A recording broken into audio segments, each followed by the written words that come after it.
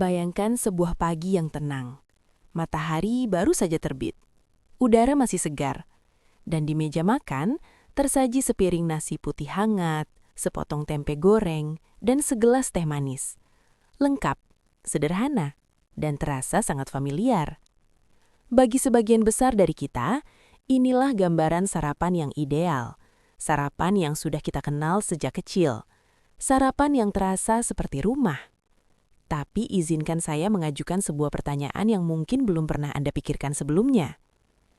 Apakah sarapan yang Anda makan setiap pagi selama puluhan tahun tanpa Anda sadari justru sedang mempersiapkan tubuh Anda untuk terkena diabetes? Saya tahu, pertanyaan itu terdengar berat, mungkin bahkan sedikit mengejutkan. Tapi justru itulah yang ingin kita bicarakan hari ini. Dengan tenang, dengan jujur, dan dengan pendekatan yang benar-benar berbasis pada ilmu kedokteran. Saya bukan di sini untuk menakut-nakuti Anda, sama sekali bukan. Saya di sini karena saya percaya bahwa setiap orang berhak mendapatkan informasi yang benar tentang tubuhnya sendiri. Terutama Anda, yang hari ini sudah memasuki atau sedang mendekati usia 50, 60, bahkan 70 tahun ke atas. Usia di mana tubuh mulai berbicara dengan cara yang berbeda. Usia di mana setiap pilihan kecil, termasuk apa yang Anda makan di pagi hari, memiliki dampak yang jauh lebih besar daripada yang kita bayangkan. Sebelum kita masuk lebih dalam, mari kita lihat sebuah fakta yang mungkin belum banyak orang tahu. Menurut data dari International Diabetes Federation, Indonesia saat ini masuk dalam 10 besar negara dengan jumlah penderita diabetes terbanyak di dunia. Lebih dari 18 juta orang Indonesia hidup dengan diabetes. Dan yang lebih mengkhawatirkan, sebagian besar dari mereka baru mengetahui kondisinya setelah bertahun-tahun penyakit ini berjalan diam-diam di dalam tubuh mereka. Diam-diam, tanpa gejala yang jelas, tanpa tanda peringatan yang dramatis. Hanya berlangsung, perlahan, konsisten, dan seringkali dimulai dari meja makan. Disinilah letak persoalan yang sesungguhnya. Bukan karena orang-orang itu tidak peduli dengan kesehatan mereka.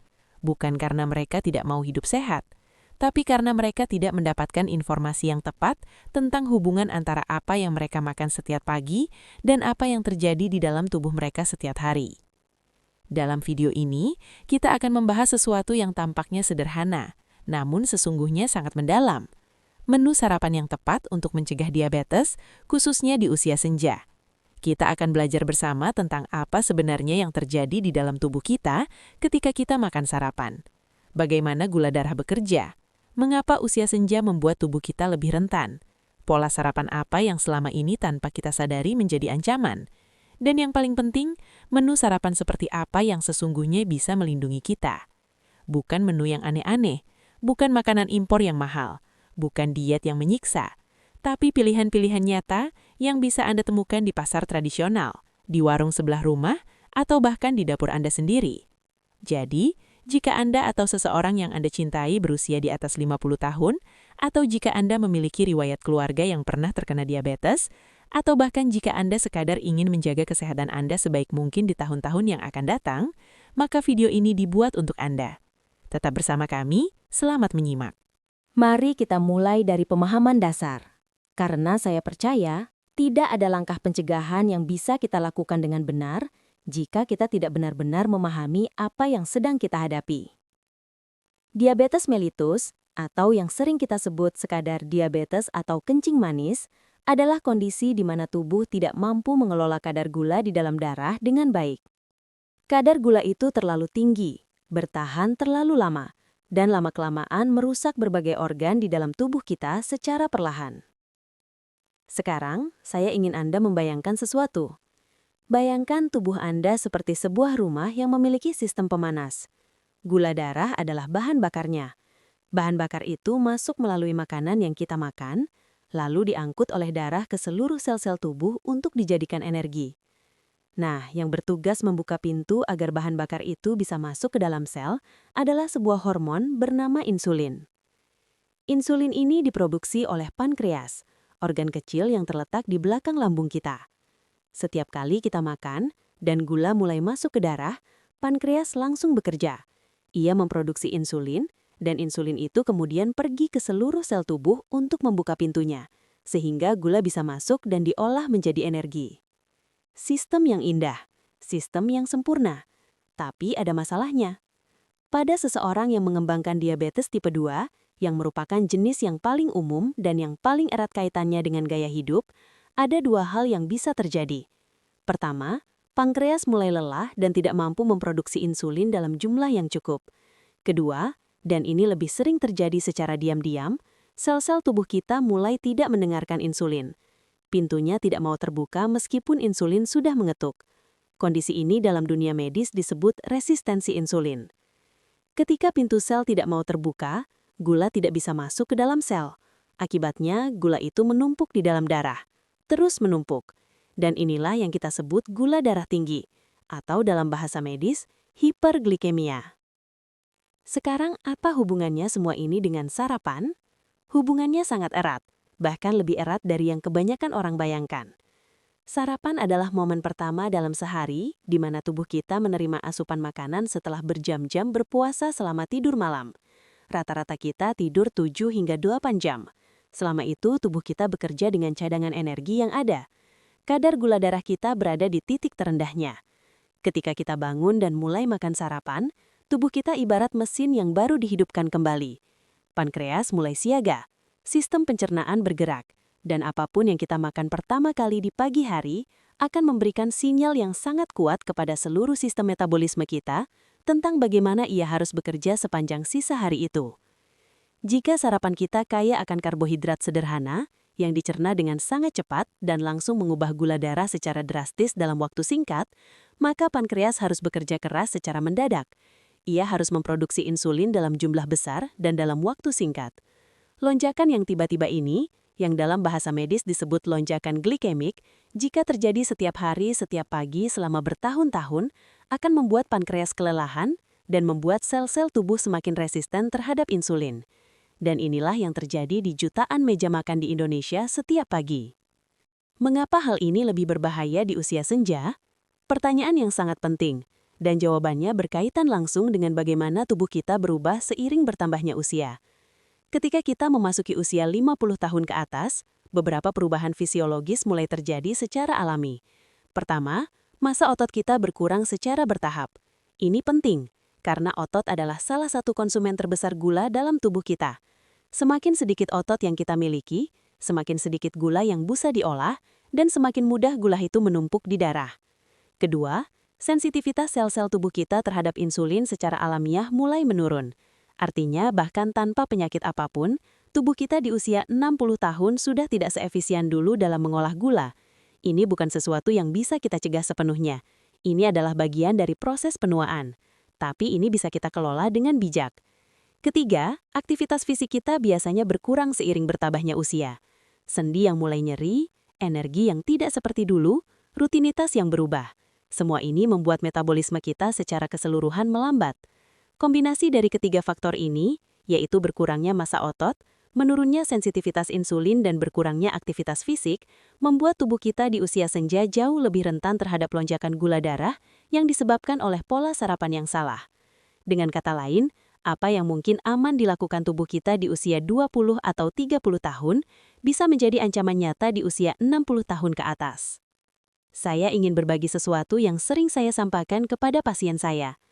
Tidak ada orang yang tiba-tiba terkena diabetes dalam semalam. Diabetes tipe 2 bukan seperti flu yang datang mendadak setelah kehujanan. Ia adalah hasil dari proses panjang yang berjalan selama bertahun-tahun, bahkan puluhan tahun, dan perlahan-lahan menggerus kemampuan tubuh untuk mengelola gula darah. Proses itu dimulai jauh sebelum angka gula darah Anda terlihat abnormal di hasil laboratorium, jauh sebelum dokter mengatakan Anda sudah diabetes. Proses itu bisa dimulai dari kebiasaan-kebiasaan kecil yang tampaknya tidak berbahaya sama sekali. Dan salah satu kebiasaan kecil yang paling sering diabaikan adalah pola sarapan. Mari kita bicara tentang pola sarapan yang paling umum di Indonesia dan bagaimana pola itu berinteraksi dengan resiko diabetes. Pola pertama, sarapan nasi putih dengan lauk sederhana. Nasi putih adalah makanan pokok kita. Tidak ada yang salah dengan nasi. Ia telah menjadi bagian dari budaya dan tradisi makan kita selama berabad-abad. Tapi ada satu hal yang perlu kita pahami tentang nasi putih yang dimakan di pagi hari. Nasi putih memiliki apa yang disebut indeks glikemik yang tinggi. Indeks glikemik adalah ukuran seberapa cepat sebuah makanan dapat meningkatkan kadar gula darah kita setelah dimakan. Makanan dengan indeks glikemik tinggi akan meningkatkannya dengan sangat cepat, dan makanan dengan indeks glikemik rendah akan meningkatkannya dengan lebih lambat dan lebih stabil. Nasi putih yang kita makan di pagi hari, dalam porsi yang biasa kita konsumsi, dapat meningkatkan gula darah kita secara signifikan dalam waktu 30 hingga 60 menit. Dan jika sarapan ini tidak disertai dengan cukup protein, serat, dan lemak sehat, lonjakan itu akan tajam dan kemudian diikuti oleh penurunan yang juga cukup drastis, yang kemudian membuat kita lapar lagi, lesu, dan mencari makan lagi. Siklus yang tidak baik untuk tubuh. Pola kedua, teh manis atau kopi susu manis sebagai bagian dari sarapan. Ini adalah kebiasaan yang sangat umum dan sangat mengatar. Bagi banyak orang, pagi tanpa teh manis terasa tidak lengkap. Saya memahami itu sepenuhnya. Tapi satu gelas teh manis dengan 2 sendok gula sudah mengandung 8 hingga 10 gram gula murni. Dan jika gelas itu besar, atau jika gulanya lebih dari 2 sendok, angkanya bisa jauh lebih tinggi. Gula dalam minuman cair seperti teh atau kopi manis diserap oleh tubuh bahkan lebih cepat dari gula dalam makanan padat. Artinya lonjakan gula darah dari minuman manis terjadi lebih cepat dan lebih tajam. Ibaratkan ini dilakukan setiap hari, selama 30 tahun di usia yang sudah tidak semuda dulu. Dampaknya terhadap pankreas dan sensitivitas insulin tidak bisa diabaikan. Pola ketiga, tidak sarapan sama sekali. Mungkin ada yang berpikir, kalau begitu lebih baik tidak sarapan saja. Tapi ini justru bisa menjadi kesalahan yang lain. Ketika kita melewatkan sarapan, tubuh kita yang sudah berpuasa semalam akan semakin lapar. Dan ketika kita akhirnya makan biasanya di waktu makan siang, kita cenderung makan dengan porsi yang lebih besar dan lebih cepat. Tubuh yang terlalu lapar cenderung menyerap makanan dengan cara yang tidak ideal, dan lonjakan gula darah yang terjadi justru bisa lebih besar. Selain itu, melewatkan sarapan di usia senja bisa menyebabkan kadar gula darah yang terlalu rendah di pagi hari, yang juga tidak baik untuk tubuh dan dapat menyebabkan rasa pusing, lemah, dan sulit berkonsentrasi.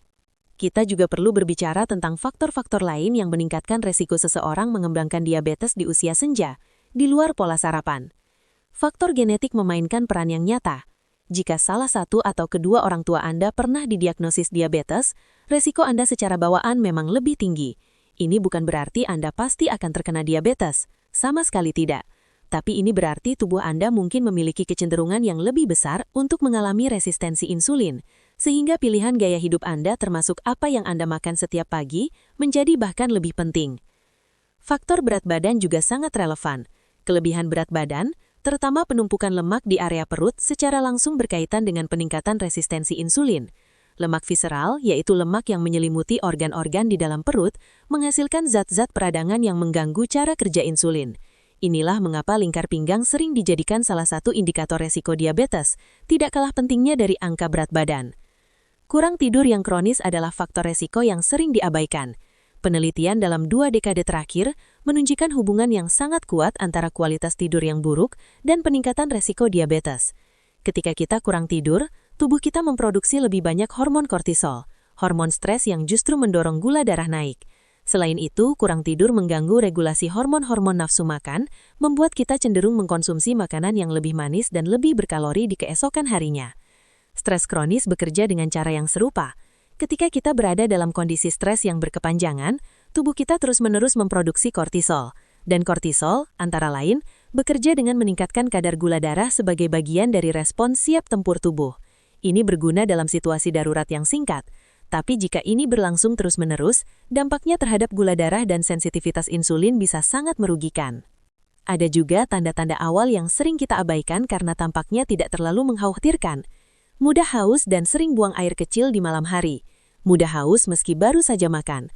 Penglihatan yang kadang terasa buram, luka yang lebih lambat sembuh dari biasanya, rasa kesemutan atau mati rasa di telapak kaki atau tangan, mudah lelah tanpa sebab yang jelas. Tanda-tanda ini sering dianggap sebagai gejala tua yang normal. Memang sudah tua, wajar kalau cepat capek. Memang sudah tua, wajar kalau sering ke kamar mandi malam-malam. Tidak selalu demikian. Kadang tubuh kita sedang bercoba berbicara kepada. Izinkan saya berbagi perspektif yang sedikit berbeda sekarang. Bukan dari buku teks atau jurnal ilmiah, tapi dari apa yang sesungguhnya terjadi dalam praktik klinis sehari-hari. Dalam perjalanan panjang berpraktik sebagai dokter, saya telah bertemu dengan ratusan, bahkan mungkin ribuan, pasien yang datang dengan diagnosis diabetes tipe 2. Dan dari pengalaman itu, ada beberapa pola yang terulang lagi dan lagi dengan konsistensi yang mencolok. Pola pertama yang paling sering saya temui, pasien yang baru mengetahui diabetesnya di usia yang sudah cukup lanjut, padahal kondisi itu sudah berjalan bertahun-tahun. Bapak ibu yang datang di usia 65 tahun, 70 tahun dengan keluhan kaki yang sulit disembuhkan atau penglihatan yang memburuk atau ginjal yang mulai bermasalah. Dan ketika kita periksa lebih dalam, ternyata gula darahnya sudah tinggi sejak mungkin 10-15 tahun yang lalu. Tapi tidak pernah ada pemeriksaan rutin. Tidak pernah ada gejala yang terasa cukup berat untuk membuat mereka pergi ke dokter. Dan ini bukan kelalaian mereka. Ini adalah bukti betapa liciknya diabetes dalam perjalanan awalnya. Pesan yang ingin saya sampaikan dari pola ini sangat jelas. Pemeriksaan gula darah rutin bukan hanya untuk orang yang sudah sakit. Justru ia paling bermanfaat bagi mereka yang merasa sehat tapi memiliki faktor risiko. Pola kedua, kesalahpahaman tentang apa yang sehat dalam konteks sarapan. Saya sering mendengar pasien berkata, "Dok, saya sudah makan sehat kok, setiap pagi saya makan bubur ayam." Atau, "Saya rutin makan oatmeal yang ada di toko, yang kemasan merah itu." Lalu ketika kita periksa lebih lanjut, ternyata bubur ayamnya dimakan dengan tambahan kecap manis yang cukup banyak, kerupuk dan minum teh manis. Atau oatmealnya adalah jenis oat instan yang sudah diberi perisa dan gula tambahan di dalam kemasan, dengan segelas jus buah yang manis di sampingnya. Niat sudah benar, tapi informasi yang mereka miliki belum cukup lengkap untuk menerjemahkan niat itu menjadi pilihan yang benar-benar berdampak. Pola ketiga, mitos kesehatan yang beredar di masyarakat dan dipercaya sepenuhnya. Ada beberapa mitos yang ingin saya luruskan secara langsung hari ini. Mitos pertama, penderita diabetes tidak boleh makan nasi sama sekali. Ini tidak sepenuhnya benar. Bukan nasi yang selalu menjadi musuh. Yang menjadi persoalan adalah jenis nasinya, porsinya, dan apa yang dimakan bersama nasi itu. Nasi merah, nasi hitam, atau bahkan nasi putih dalam porsi yang moderat dan dikombinasikan dengan serat, protein, dan lemak sehat memiliki dampak yang jauh lebih kecil dibandingkan nasi putih yang dimakan dalam porsi besar tanpa pendamping yang tepat. Mitos kedua, gula aren atau madu lebih aman dan tidak menyebabkan gula darah naik. Ini adalah kesalahpahaman yang sangat umum. Gula aren, madu dan gula merah memang mengandung sedikit mineral dan antioksidan yang tidak ada dalam gula pasir biasa. Tapi dari segi kemampuannya menaikkan gula darah, ketiganya tidak berbeda secara signifikan. Tubuh kita tetap memproses fruktosa dan glukosa yang ada di dalamnya dengan cara yang kurang lebih sama. Jadi mengganti gula pasir dengan gula aren bukan berarti Anda bebas mengonsumsinya dalam jumlah yang sama. Mitos ketiga, buah-buahan manis seperti mangga dan pisang pantang bagi penderita diabetes. Tidak tepat juga. Buah-buahan segar, meski ada yang terasa manis, mengandung serat, vitamin, mineral, dan antioksidan yang sangat bermanfaat bagi tubuh.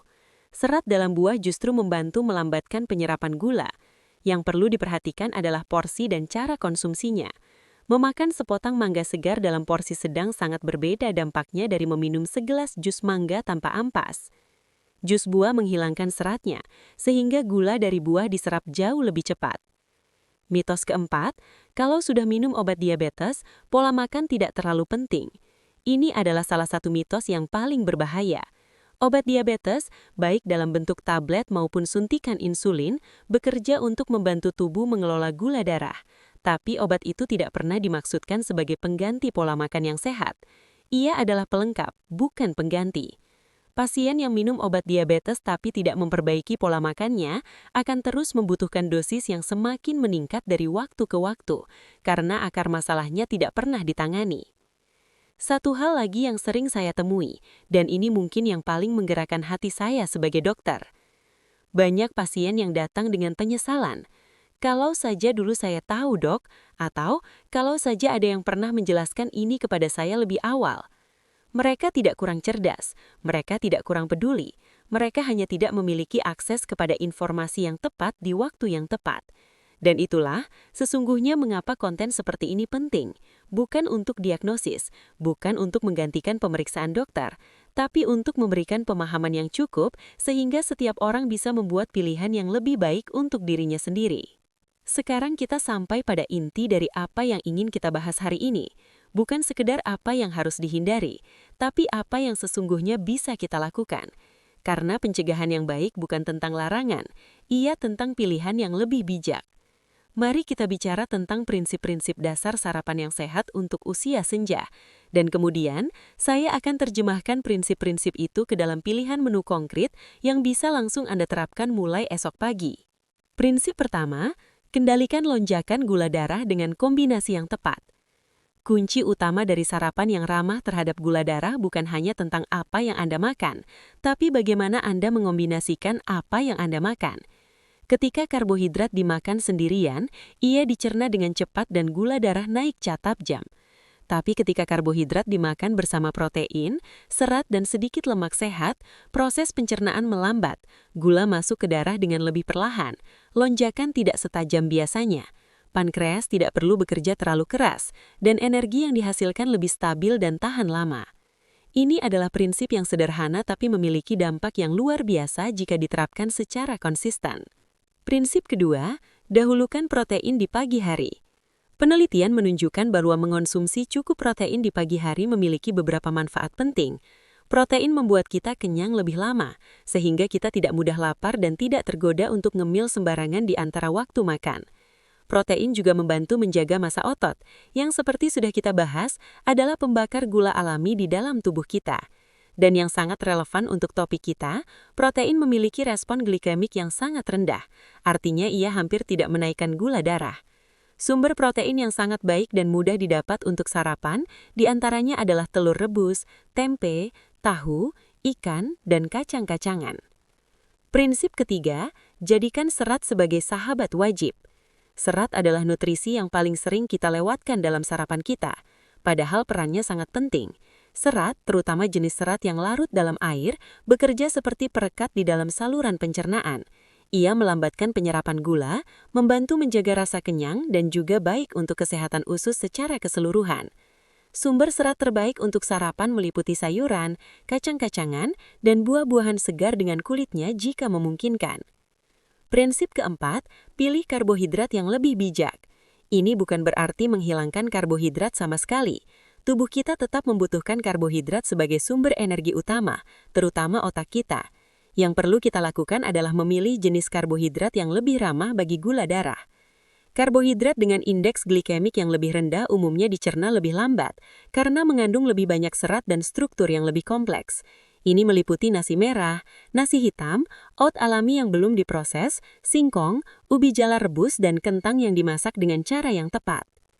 Sekarang, mari kita translasikan prinsip-prinsip ini ke dalam pilihan menu sarapan nyata yang bisa Anda pertimbangkan untuk menu sarapan Anda esok pagi. Menu pilihan 1, telur dadar atau telur rebus dengan sayuran dan tempe. Ini adalah kombinasi sederhana yang sesungguhnya luar biasa dari segi nutrisi. 2 butir telur, baik dimasak dengan sedikit minyak atau direbus, memberikan protein berkualitas tinggi yang lengkap. Tempe yang dikukus atau digoreng dengan sedikit minyak memberikan protein nabati tambahan sekaligus serat. Dan sayuran bisa berupa bayam tumis, buncis, labu siam, atau sayuran apapun yang Anda sukai, menambahkan serat dan berbagai vitamin penting.